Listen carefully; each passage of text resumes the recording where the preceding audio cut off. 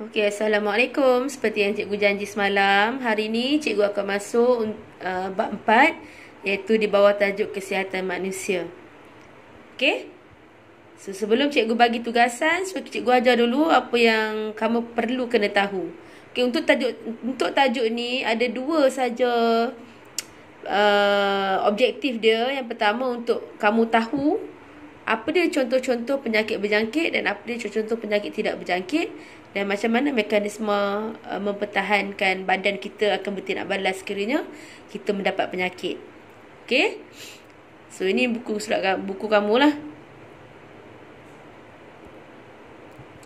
Okey, cuba tengok dalam buku teks kamu tu. Penyakit merupakan keadaan tidak normal pada badan atau minda yang boleh menyebabkan ketidakselesaan, sukar bernafas atau memberi tekanan kepada seorang individu. Dan ada dua jenis penyakit yang cikgu nak kamu tahu.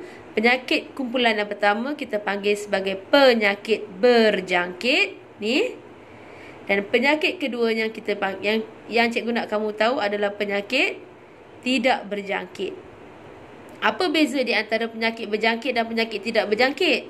Apa contoh-contoh penyakit yang tergolong dalam kumpulan penyakit berjangkit? Dan apa contoh-contoh penyakit yang tergolong dalam kumpulan penyakit tidak berjangkit?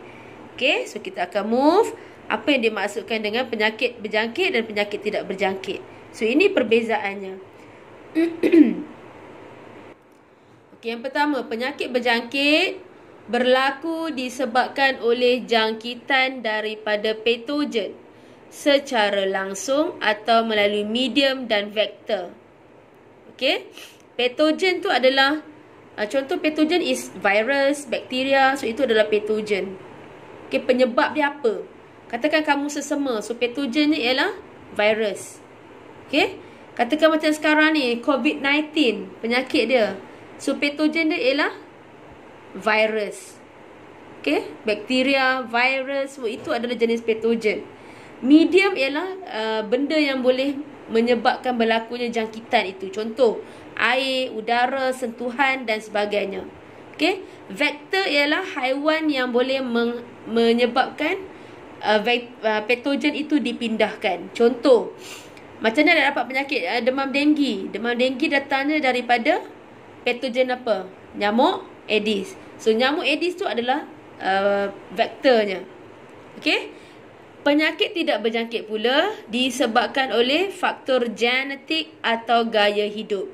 Contoh yang paling senang cikgu bagi tahu pada kamu, contoh penyakit darah tinggi. Kenapa orang tu boleh dapat penyakit darah tinggi? Kena gigit nyamuk ke? Kena sentuh dengan orang yang ada virus ke? Tidak.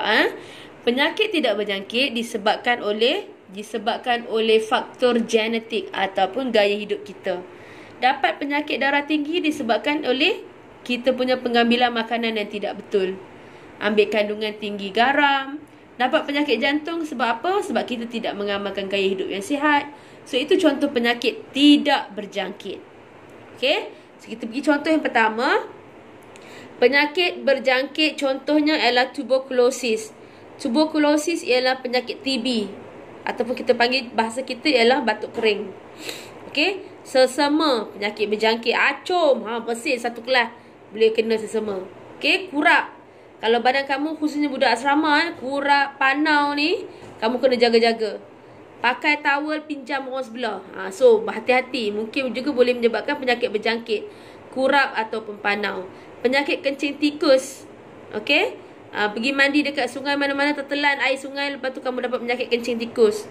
Demam denggi, demam malaria dan demam Zika. So, itu contoh penyakit berjangkit. Yang mana dia boleh berjangkit daripada orang A kepada orang B. Melalui ada medium, sama ada medium ataupun vektor. Okey? Dan penyakit boleh dipindahkan daripada seorang individu kepada individu yang lain.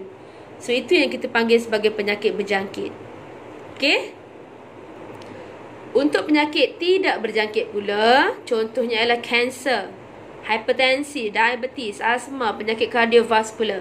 Okey, kanser, penyakit kanser, kanser kulit, kanser tulang, so itu tak ada kaitan dengan penyakit yang boleh berjangkit. Okey, hipertensi is darah tinggi, diabetes is kencing manis, asma, penyakit kardiovaskular is penyakit jantung, sakit jantung. So, penyakit-penyakit ini tidak boleh berjangkit, tidak boleh berpindah. Maksudnya, hang pegang peluk tawar mana pun, tak akan dapat penyakit tersebut.